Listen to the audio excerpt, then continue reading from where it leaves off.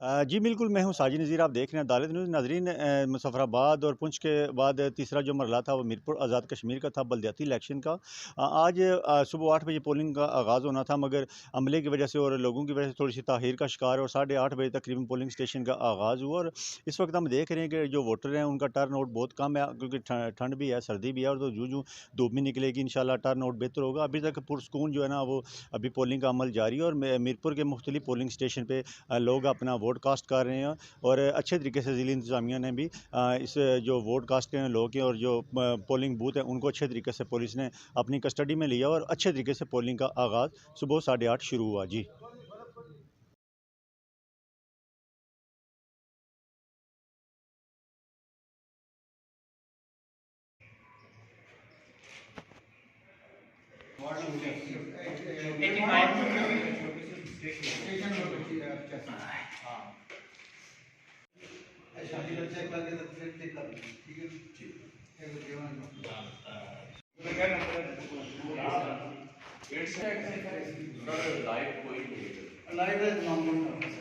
असा लाइट चाहिए।